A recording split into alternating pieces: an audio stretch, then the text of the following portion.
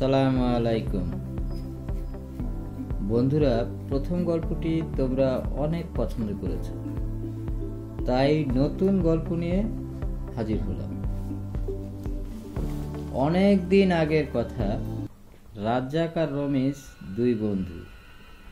ওরা প্রায় দিনই রাতে মাছ ধরতে যায় নৌকায় করে। অনেক বড় বিল, নদীর মতো। ওরা জাল দিয়ে টেটা দিয়ে মাছ ধরে। রাত তখন 12টায়। রমেশ একটি ডাক দেয়, রাজ্জাক ওঠ, মাছ ধরতে যাবি না? রমেশ ঘুম থেকে উঠে বলে, দাঁড়া, টেটা নিয়ে আসতেছি। এরপর হাঁটতে লাগলো। হঠাৎ রমেশ বলল, চল এই বনের মধ্যে দিয়ে যাই, তাড়াতাড়ি যেতে পারবো। রাজ্জাকের কোনো হুঁশ নাই। রাজ্জাকের কাছে মনে হলো ওরা উড়ে চলে আসলো নৌকার কাছে। যেখানে আধা ঘন্টা সময় লাগে সেখানে 5 মিনিটে চলে আসলো।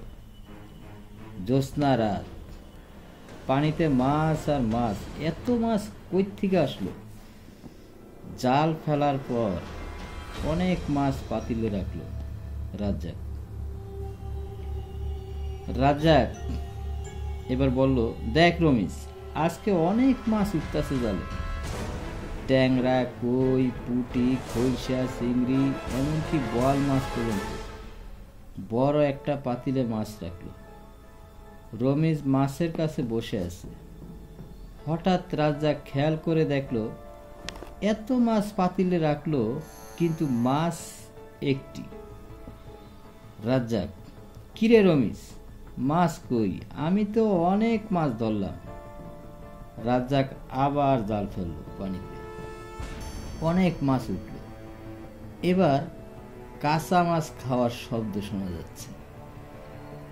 হঠাৎ দেখতে পেল অনেক বড় মুখ, হা করে মাছ বড় বড় দাঁত দিয়ে চাবাচ্ছে।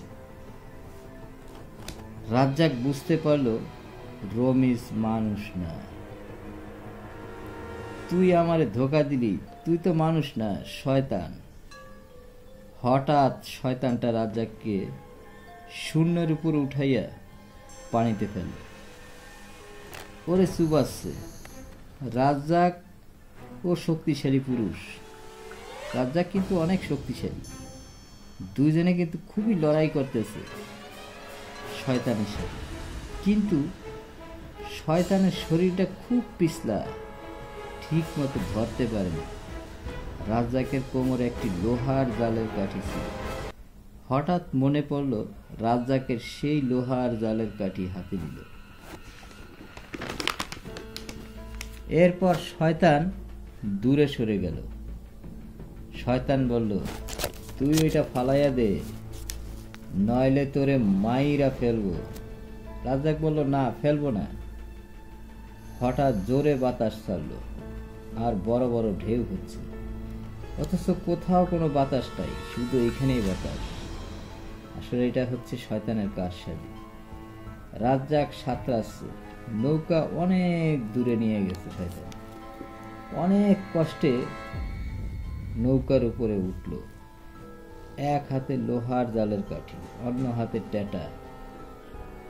এদিকে শয়তান বিভিন্ন চুল ধরে ভয় দেখাচ্ছে, কিন্তু এমন ভয়ঙ্কর রূপ ধারণ করেছে যা বলার মতো না। কালো কাপড় পরা, খুব ভয়ঙ্কর কুৎসিত চেহারা। বিভিন্ন চুল ধরে তাকে ভয় দেখাচ্ছে, বড় বড় দাঁত বের করে বিভিন্নভাবে। আমি কি বলবো, সেটা খুবই ভয়ঙ্কর। একটু পরে ফজরের আজান দিল। রাজ্জাক নৌকার উপর অজ্ঞান হয়ে পড়ে আছে। সকালে অন্য নৌকার লোকেরা তার মাথায় পানি ঢালল।